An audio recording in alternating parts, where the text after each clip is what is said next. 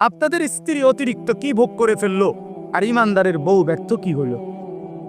পর্দানসীন নারী কি পাইল না, আর বেপর্দা নারী অতিরিক্ত কি পাইল? কথা বলে, কি বেশি কি পাইছে এগুলি?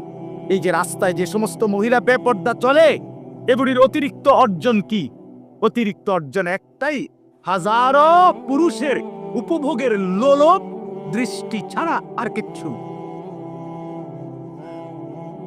হাজারো যুবক যারা তাকাইছে বেডির দিকে, বেপর্দা মেয়েটার দিকে, ওই যুবকের কলজেরা যদি পরীক্ষা করে বাইরে হইতো, রিপোর্ট বাইরে হইতো, তোই দেখতা তুমি এটার ভিতরে কিতা বাইরেছে।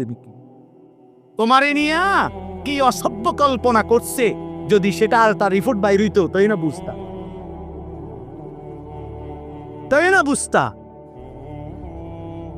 এজন্য দয়া করে, মেহেরবানি করে নিজের উপরে রহম করেন, নিজের উপরে দয়া করেন বাবা, নিজের উপরে দয়া করেন, নিজের উপরে দয়া করেন। এত বড় রাসূল সাল্লাল্লাহু আলাইহি ওয়াসাল্লাম, এত বড় শ্রেষ্ঠতম নবী পেয়ে আমাদের উচিত সামান্য সামান্য মহব্বত না, এই সামান্য নামকে ওয়াস্তের সামান্য মহব্বত দিলে হবে না বাস। এটা তর্কের বিষয় না, ঝগড়ার বিষয় না। বিশ্বাস করেন, আপনারা আমার দলভুক্ত করার জন্য আমি আসি নাই, আল্লাহর কসম আমি আসি নাই। আমি আসছি কথা মনে করাই দিতে। আপনারা আমরা যে আন্দাজ করছেন ফুল, আমরা যা মনে করছি মালা, আমরা যা মনে করছি সামান্য রকমের খানা খাদ্য, সামান্য একটু উৎসব, এটাই নবীজি সাল্লাল্লাহু আলাইহি সাল্লামের সম্মান ইজ্জত না বাবা, তিনি তার চাইতে কোটি কোটি গুণ ঊর্ধ্বে। আপনি আন্দাজই করতে পারেন না, আপনি আন্দাজই করতে পারেন না। আল্লাহ তাআলা চেয়েছেন আপনার কাছে আমার কাছে, নবীজি চেয়েছেন আপনার কাছে আমার কাছে, পুরা আপাদ মস্তক, মাথার চুল থেকে পায়ের নখ, ভেতর বাহির এবং ঘর পরিবার জিন্দিগির সমস্ত জায়গা রাসূলুল্লাহ সাল্লাল্লাহু আলাইহি ওয়াসাল্লামের তরিকা ইত্তেবা অনুসরণের মাধ্যমে সাজিয়ে তোলা। এইটা চাইছেন আল্লাহ আমাদের কাছে নবীজির মাধ্যমে, নবীজি নিজেও চাইছেন আমাদের কাছে। আল্লাহ বলছেন ফাত্তাবিউনি, বন্ধুকে অনুসরণ করো, ইউহিব্বুকুমুল্লাহ, আমি ভালোবাসবো তোমাদেরকে, ওয়া ইয়াগফির লাকুম যুনুবাকুম, বন্ধুর অনুসরণ শুরু, তোমার গুনাহ মাফ শুরু। আল্লাহ বলেন ওয়াত্তাবিউহু লাআল্লাকুম তাহতাদুন, কোরআনে আছে তোমরা আমার রাসূলের অনুসরণ করো, আমি আল্লাহ ওয়াদা দিলাম তোমরা হেদায়েত পেয়ে যাবে। আল্লাহ তাআলা বলেন ফাল্লাযীনা আমানু বিহি ওয়া আযযারুহু ওয়া নাসারুহু ওয়াত্তাবাউন নূরাল্লাযী উনজিলা মাআহু উলাইকা হুমুল মুফলিহুন। কোরআনের আয়াত। আল্লাহ বলেন যারা রাসূলের উপরে ঈমান আনবে, রাসূলকে সম্মান করবে, রাসূলের দ্বীনকে সাহায্য করবে এবং আমার রাসূলের উপরে যে কোরআন নাজিল করেছি সেই কোরআনকে অনুসরণ করবে, খোদার কসম আল্লাহ বলছে উলাইকা হুমুল মুফলিহুন, ওই মানুষগুলোই সফল কামিয়াব জান্নাতি। তো আল্লাহ তাআলা কি বলল? আল্লাহ তাআলা আপনার কাছে আমার কাছে কি চাইলেন? নবী সাল্লাল্লাহু আলাইহি ওয়াসাল্লামকে দিয়ে আল্লাহ তাআলা তো চাইছেন আমরা তাকে অনুসরণ করব, ঠিক কি না বলেন না কেন? আর অনুসরণের আপনাদেরকে একটা জিনিস বুঝাই, এই যে পৃষ্ঠাটা আছে না, এটার মধ্যে তো লেখা টেখা আছে, ঠিক না? অনেক কিছু লিখছে না এখানে। এই পিঠটা খালি, এই পিঠটা যেহেতু খালি, কোনো লেখা নাই, এটা হালাই দেন তো দরকার কি এটা রেখে কিলা? এই পিঠটা ফেলে দেয়া সম্ভব? এই পিঠ থাকতে হইলে এই পিঠ থাকতে হবে, বলুন এই পিঠ থাকতে হইলে এই পিঠ থাকতে হবে কিনা? কথা বলি, এটা আলাদা করা যায়? তো কসম আল্লাহর, রাসূলুল্লাহ সাল্লাল্লাহু আলাইহি সাল্লামের ভালোবাসা এটা যদি এক পিঠে লেখে, তো ওই পিঠে রাসূলুল্লাহ সাল্লাল্লাহু আলাইহি সাল্লামের অনুসরণ এটা থাকতেই হবে। রাসূলুল্লাহ সাল্লাল্লাহু আলাইহি সাল্লামের অনুসরণ এটা যদি এই পিঠে থাকে, তো ওই পিঠে আল্লাহর কসম রাসূলুল্লাহর মহব্বত ভালোবাসা আছেই আছে, আছেই আছে, আছেই আছে। এটা এমন কাগজ যে কাগজের দুই পিঠ আলাদা করা যায়। নবীর ভালোবাসা মানে সুন্নাতের অনুসরণ, সুন্নাতের অনুসরণ মানে রাসূলুল্লাহ সাল্লাল্লাহু আলাইহি সাল্লামের ভালোবাসা। ভালোবাসলে অনুসরণ করতে হয়, অনুসরণ করলে ভালোবাসা প্রমাণিত হয়। আবার কই, ভালোবাসলে অনুসরণ করতে হয়, অনুসরণ করলে ভালোবাসা প্রমাণিত হয়। বলেন এই কথাইটা বলে না? এটা বলতে হইব, ভালোবাসলে কি করতে হয়? অনুসরণ করলে ভালোবাসা কম। বুঝছেন আমার কথাটা বাংলাটা? ভালোবাসলে কি করতে হয়? প্রমাণিত হও। হ্যাঁ, লাউ কানা হুব্বুকা সাদিকান লাআতা'তাহু। রাবেয়া বসরি রাহমাতুল্লাহি আলাইহা বলতেন, রাবেয়া বসরি বলতেন, হে দুনিয়াবাসী, রাসূলের প্রতি তোমার ভালোবাসা যদি সত্যিই হতো তাহলে তো তুমি তার অনুসরণই করতা। তুমি কি জানো না ইন্নাল মুহিব্বা লিমান ইউহিব্বু ইউতাউ? তুমি কি জানো না যে কাউকে ভালোবাসে সে তো তাকে অনুসরণই করে, সে তো তাকে কি করে বলেন না? আল্লাহ তাআলা আমাদেরকে বুঝার তৌফিক দান করেন।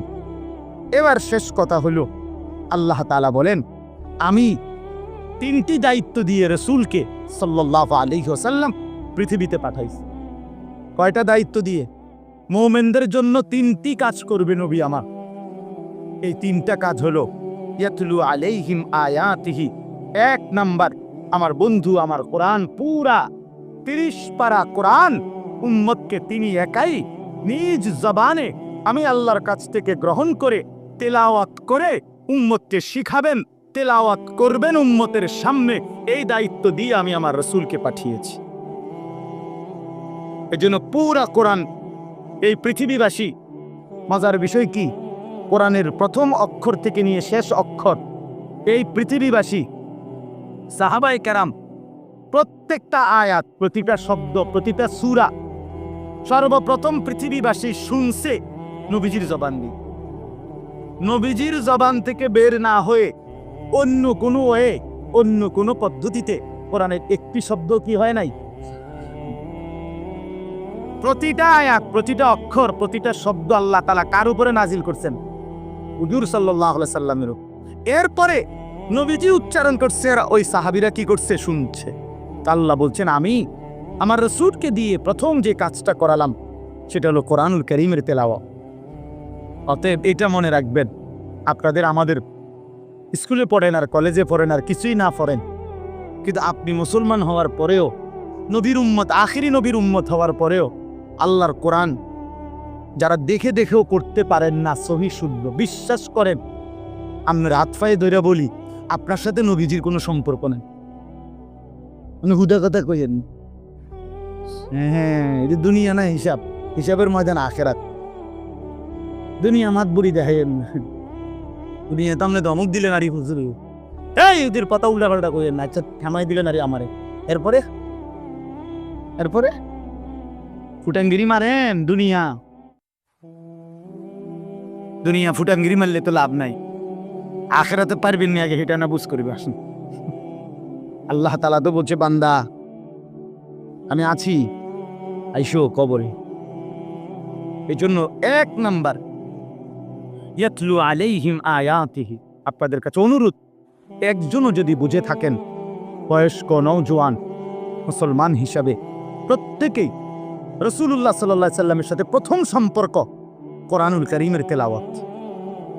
কি বলেন না নবী সাল্লাল্লাহু, আচ্ছা 40 বছর বয়সে ওই হেরা গুহার মধ্যে, গারে হেরা, যেখানে জিব্রাইল আসছে, তো নবীজির উপরে প্রথম কি নাজিল করছে? কোরআন। যেদিন থেকে কোরআন নাজিল হয়েছে সেদিন থেকে পৃথিবীবাসী জানছে ইনি আল্লাহর রাসূল সাল্লাল্লাহু আলাইহি ওয়াসাল্লাম। তিনি তো রাসূল আগের থেকেই, কিন্তু পৃথিবীবাসী জানছে কোন দিন কোরআন নাজিল শুরু হয়েছে দেবে। তাহলে কোরআনুল কারীমের নাজিলের মাধ্যমে আল্লাহ তাআলা পৃথিবীবাসীর সামনে নিজ বন্ধুকে পরিচিত করালেন। সেই কোরআনের সাথে আপনার সম্পর্ক নাই, আপনি সেই নবীর সামনে কেমনে দাঁড়াবো? আপনি যে চাইও পড়তে পারেন না, আপনি পড়ার মানসিকতাও রাখেন না, আপনি শুদ্ধ করার মানসিক, আমি এটা তো ওটা হুজুর সম্পত্তি না, তো মুমিনের জন্য কথা বলেন না কেন? কোরআনুল কারীম হুজুরদের জন্য। হ্যাঁ, তো ইমাম সাহেব শুধু শুদ্ধ পড়বে, আপনি পড়বেন না কেন? পারবেন না। আমি একবার এক বয়স্ক চাচারে জিজ্ঞাসা করছি, চাচা কোরআন শরীফ সহি শুদ্ধ করতে পারেননি? আল্লাহর রহমতে আমার 3 নাতি হাফেজ। এটা নিয়ে আমি রেজিং গেছি, ওটা আমার উত্তর দিচ্ছে, মানে 3 নাতি হাফেজ। বাপটা এরকম যে, ভাই হুজুর বেহেশতে আমি যদি না যাই, বেহেশতে যাই না লোক কেডা? 3 নাতি হাফেজ, আমি বেহেশতে যাইতাম না, বেহেশতে যাই না, লোকে তো দেখি না। তাই মনে রাখবেন একটা জরুরি কথা, সুপারিশ মানে জান্নাত নয়। বুঝেন নাই আমার কথা? না, হাসরের ময়দানে যতজন সুপারিশ করবে, যার জন্য করবে, সুপারিশ করলেই জান্নাত নয়। সুপারিশ মানে তো আবেদন, ফায়সালা দেওয়া, সেটা শুধুই কার দায়িত্ব? তো আল্লাহ তাআলা যার জন্য সুপারিশ গ্রহণ করবেন সে জান্নাতি হোক। কথা বুঝছেন কিনা? এটা জরুরি বিষয়। এজন্য কোরআন কারীম ইনশাআল্লাহ শুদ্ধ করেন। আপনাদের ইমাম সাহেব আছে, মুয়াজ্জিন সাহেব আছে, আশেপাশে মাদ্রাসা আছে, যে যার কাছে পারেন সুবিধা মতো সপ্তাহে 1 দিন হোক, 10টা মিনিট হোক, আরে আপনি সহি শুদ্ধ কোরআন শিখতে শুরু করেন। এখন থেকেই শুরু করেন, অল্প অল্পই হোক, সামান্য 10 মিনিট হোক, 3 দিনে 1 দিন হোক, 1 সপ্তাহে 1 দিন হোক, মাসে 1 দিন হোক। কিন্তু আপনি এই গাদ্দারিটা করেন না যে আমি শিখতাম না হুজুর, আমি এটা পাত্তাই দিলাম না। এই কামটা আল্লাহর দোহাই করে নি। যদি শিখতে থাকেন, তাহলে যদি কষ্টও হয়, কেউ যদি আল্লাহর কোরআন শিখতে থাকে, এই অবস্থা যদি ঠেকাইয়া ঠেকাইয়া পড়ে, কষ্ট করে করে পড়ে, বিশ্বাস হাদিসে আছে, নবীজি বলছে প্রতি অক্ষরে আল্লাহ তাআলা তাকে ডাবল ডাবল নেকি দাও। ফালাহু আজরান, তার নেকি ডাবল। 1 তেলাওয়াতের নেকি, আরেক কষ্ট হচ্ছে তবুও পড়ছে। এই আল্লাহ তৌফিক দান করেন। ওয়ায়ুযাক্কিহিম। আর 2 নাম্বার হলো আল্লাহ বলেন, আমি আমার বন্ধুকে পৃথিবীতে পাঠালাম, তিনি আমার বান্দাদের অন্তর, কলিজা, ভিতরটা, অন্তর জগৎটা পবিত্র করে দিবেন, সমস্ত মন্দ স্বভাব থেকে দূর করে উত্তম স্বভাব আখলাক দ্বারা অন্তর সাজিয়ে দেবেন। এই মেহনতের জন্য, এই চেষ্টার জন্য আমি আল্লাহ তাআলা আমার রাসূলকে পৃথিবীতে পাঠিয়েছি। এজন্য নবী সাল্লাল্লাহু আলাইহি ওয়াসাল্লাম যে মানুষগুলো ওনার হাতে কালেমা পড়ে মুসলমান হইছেন, ওদের ভেতর বাহির আল্লাহ নবী সাল্লাল্লাহু আলাইহি ওয়াসাল্লাম বরাবর করে দিছেন কিনা বলে? সাহাবায়ে কেরামের বাহ্যিক যেমন পবিত্র ছিল, সাহাবায়ে কেরামের দিলও কি ছিল? পবিত্র ছিল, পবিত্র। মাওলানা সাহেব আপনাদের কাছে এটা বলছে, কাদ আফলাহা মান তাযাক্কা, কাদ আফলাহা মান যাক্কাহা। কোরআনে আল্লাহ তাআলা সবচেয়ে বেশি, কোরআন শরীফে কসম আছে অনেক, কসম মানে আল্লাহ তাআলা কসম করে করে কথা বলছেন, বুঝছেন? তন্মধ্যে কোরআন শরীফে সবচেয়ে বেশি কসম করে আল্লাহ যেই কথাটা বলছে সেইটাই হলো এইটা, কাদ আফলাহা মান যাক্কাহা। আল্লাহ তাআলা প্রায় 14টা কসম করে, কয়টা? 14টি কসম করে আল্লাহ বলছে, আমি 14টা কসম করে বললাম বান্দা যে তার অন্তরকে পবিত্র করেছে সেই একমাত্র সফল, কামিয়াব, কৃতকার্য, জান্নাতি হয়েছে। এই ইসলাহি মজলিসের ফিকির এটা। এই যে আপনারা এখন বসছেন, কষ্ট হয়েছে আমরা বুঝি, কিন্তু ছোট মজলিসে ফায়দা বেশি, হাঙ্গামা কম, বুট বাদাম বন বিড়ি চা চিৎকার, দররে মাররে ওররে হররে, চটফুরি, বেলুন, ফটকা, বেড়া বেড়ি, ফোলা মাইয়া, জোয়ান বুড়ার একটা সাফাসাফি, দৌড়াদৌড়ি, হাঁটাহাঁটি, কে হনে কার কথা। আয়োজক যারা, তারার গাম বাইয়া বাইয়া পরে, এক হুজুর আইয়ে আরেক হুজুর বিদায় দেয়, তারে বাদ খাবারে, তারে জামাই আইসি। ফায়দা আছে, আমরাও বড় মাহফিলে আমরাও ওয়াজ করি, কিন্তু এই ছোট্ট মজলিস, নিরিবিলি মজলিস, এখানে দিলের মধ্যে কথা ঢোকে। কথাটা আপনি বুঝছেন না? এই এতক্ষণ শুনছেন, মনোযোগ দিয়েই শুনছেন, ঠিক কিনা বলেন না? আমরা তো বুঝি, চেহারা দেখলেই তো বুঝি যে কথাটা গ্রহণ করছি কিনা। এজন্য আমার অনুরোধ রইল, আলহামদুলিল্লাহ, আমি আন্তরিকভাবে আপনাদের কাছে অনুরোধ করছি, ছেলেদের আয়োজন মহব্বত করে নওজোয়ানরা সাজিয়েছে, বয়স্ক এবং এলাকার যারাই আছেন আপনারা এখানে, আপনি 100টা টাকা দিয়ে হলো, 50টা টাকা দিয়ে হলো, অথবা মহব্বত দিয়া, ভালোবাসা দিয়ে, আন্তরিকতা দিয়ে আপনারা আপনাদের এই ইসলাহি মজলিস আপনাদের মসজিদে প্রয়োজনে প্রতি মাসে করেন, না পারলে 2 মাস পরে করেন, না পারলে 3 মাস পরে হলো একবার করেন, দেখবেন ইনশাআল্লাহ দিলের মধ্যে কিছুটা হলো চার্জ হবে। একদিনে, আমি আজকে কইছি, কালকে সকাল থেকে আপনারা সবাই জুনায়েদ বাগদাদি, জি না, এত রং না, এটা আমিও বলি না, জুনায়েদ বাগদাদি নিজেও কোনো একদিনে হয়েছে না, তো আপনি কেমন করেন? বাইজিদ বোস্তামি কি একদিনেই বাইজিদ বোস্তামি হয়ে গেছে, তো আপনি কেমন হইল? বলতে হবে আরো, শুনতে হবে আরো, ঠিক কিনা বলেন না কেন? আল্লাহ তাআলা যখন চাইবেন আল্লাহ তখন বদলাবেন।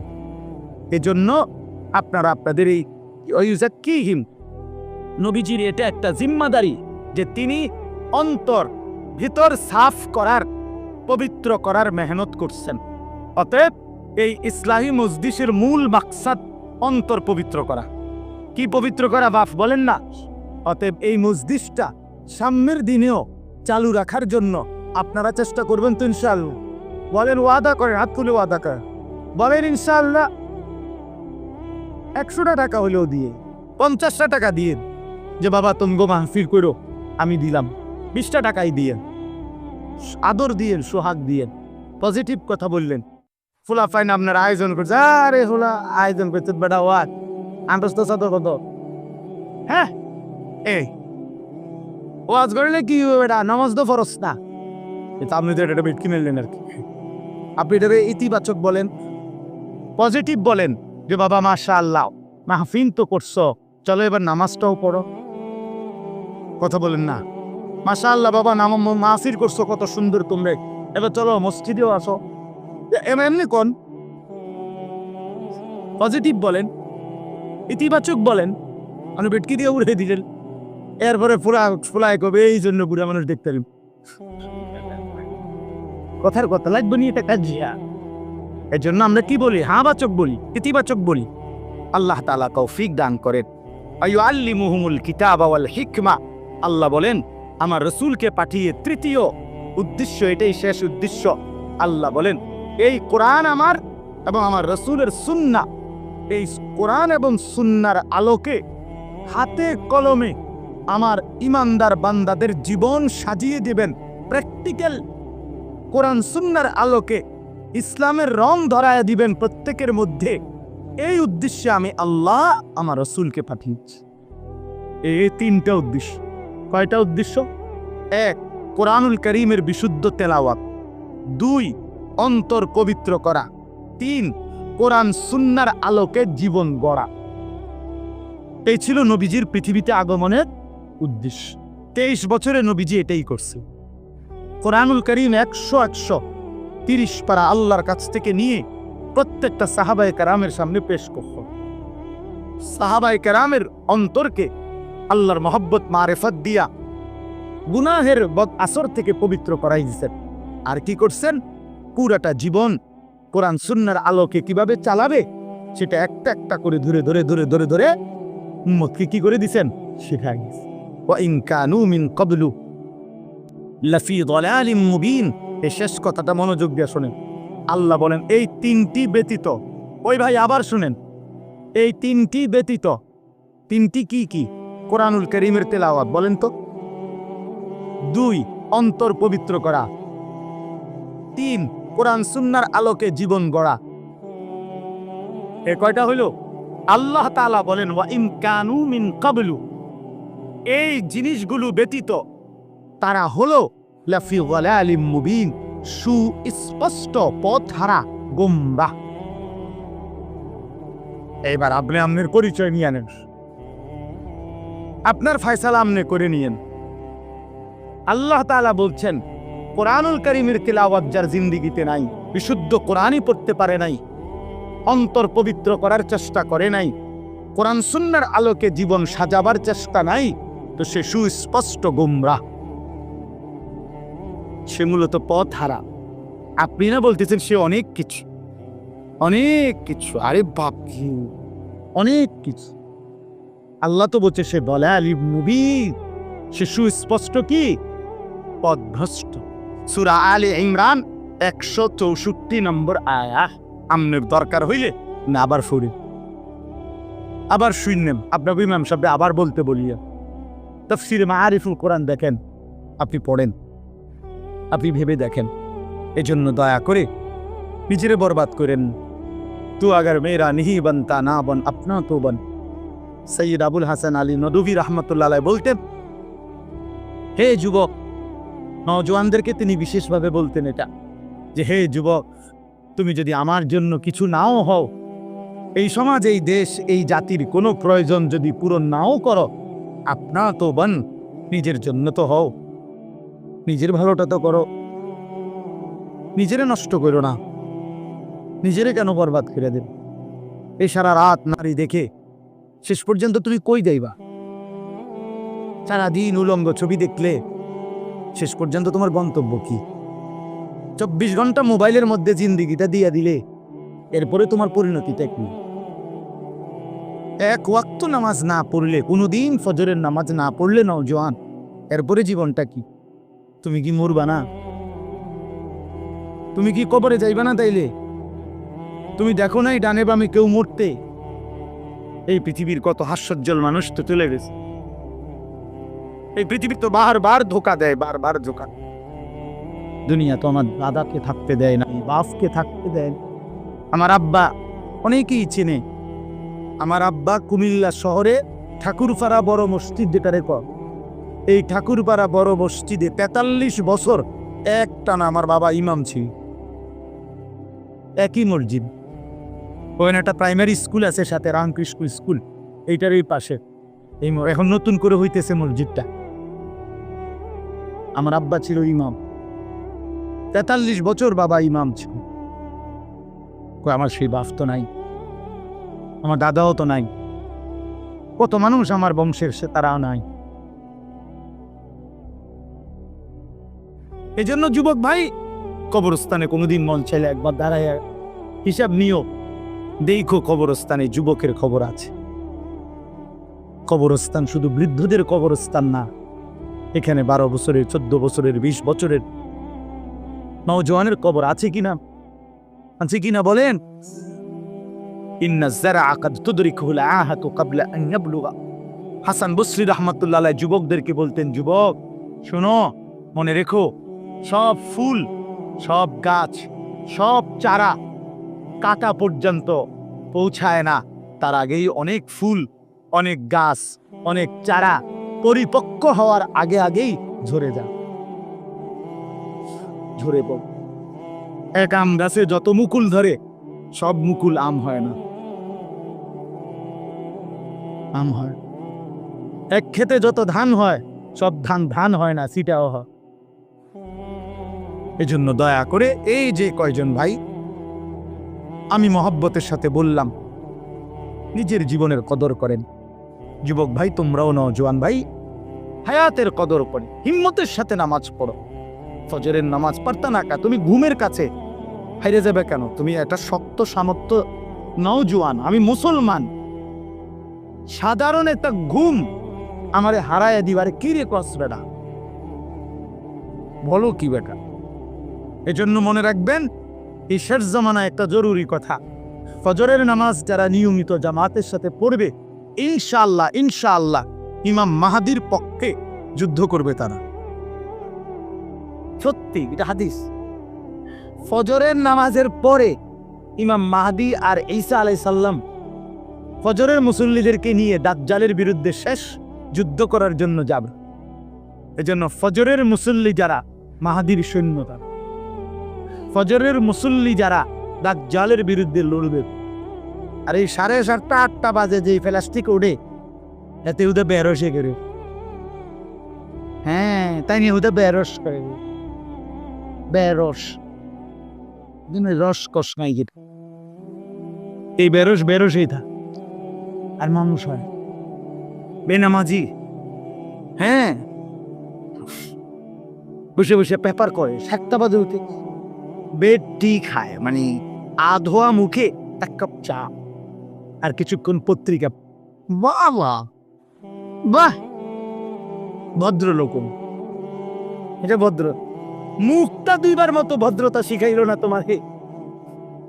আমি এটা শুনছি, আমি তো আর নিজে আমল করি না, জানি না। একজন আমার এটা বুঝাইছে আর কি, যে এটা নাকি সিস্টেম বলে, সর্বোচ্চ ভদ্রতার একটা স্টাইল, যে আধোয়া মুখে ঘুম থেকে উঠে প্রথম 1 কাপ চা খাওয়া, এরপরে কিছুক্ষণ পত্রিকা পড়া, এটা নাকি সুপার ভদ্রতা। হ্যাঁ বেটি, আমি তোর এই ভদ্রতার উপরে থুতু মারি একটি, বেটা তোর তোর এই আদোয়া মুখের উপরে পু মারলাম না,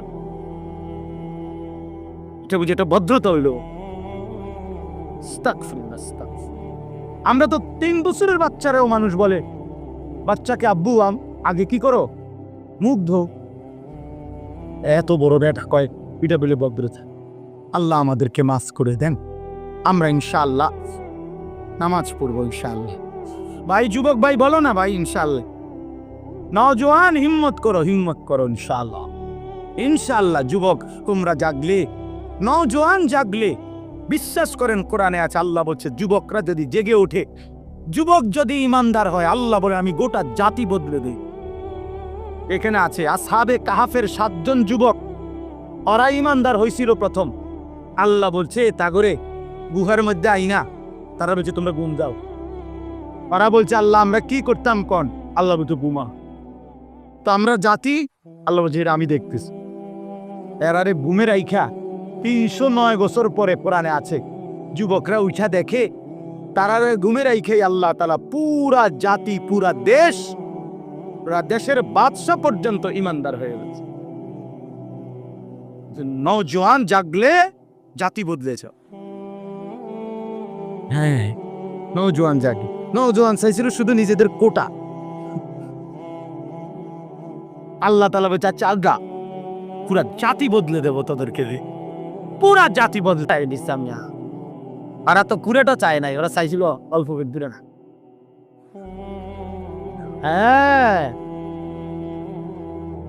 এই জন্য আল্লাহ তাআলা দেখাইছে নওজোয়ান হিম্মত করিলে নওজোয়ান আল্লাহ তাআলা বরকত দেয়।